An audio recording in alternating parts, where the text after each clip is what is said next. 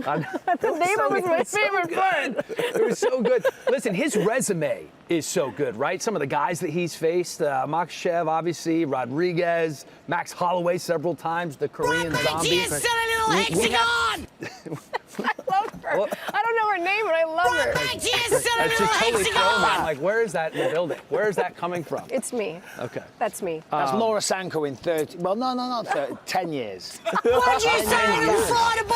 Can we flip people off on television? I mean, we're aging her right now. No, I know. It's all the travel and everything. And besides, I've seen him without makeup. I've seen him without makeup on. He has. You he know? has. Yeah, It's scary. It's not different. good. It's different. It's It's different. different. It's not scary. It's It's just a different. little different. It's different. Yeah. Just a little morning face. Let's have a 5-minute conversation about that. No, let's not. It's just... Well, let's talk about this in terms of his opponents, because it is a laundry list of talented dudes that Andrei Volkanovski has faced. Where does Ilya rank, Sanko, in terms of all his opponents? Well, if we're going with all of his opponents and not just featherweight opponents, I mean, I have to put Islam at the top. Sure. Not just because he beat him, but I do believe Islam is one of, if not the best fighters in the world, and might end up being on that list forever.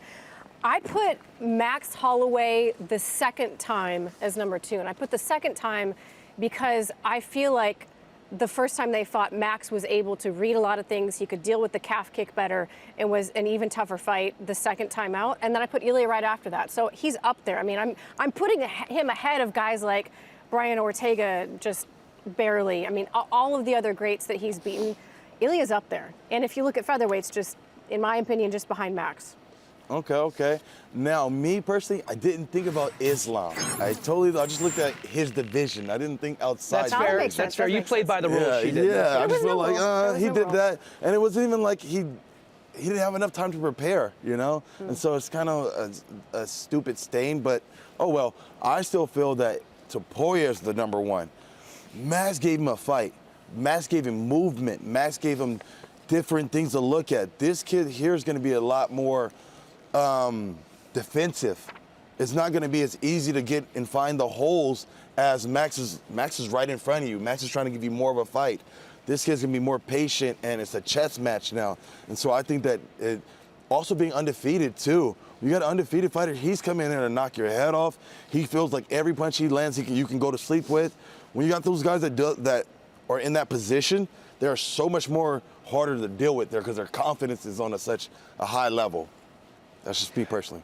I'm just going to come in and say Ilya Topuria is probably the 3rd hardest. Islam at 1, Holloway at 2. Come on, we've got to give a bit of respect to Maxi Baby. But Topuria is undefeated. There is unknown there, right? Yeah. How good is he? What is the ceiling? What is the potential? I could go on all day, Bobby. I could slice it and dice it a million different ways. But we've got Merab Dvalishvili waiting somewhere in the wings to come on to talk to us. You just touched your wrong ear. Your earpiece is in your other ear. I hate you. I love you. Hold on. There you go. We need to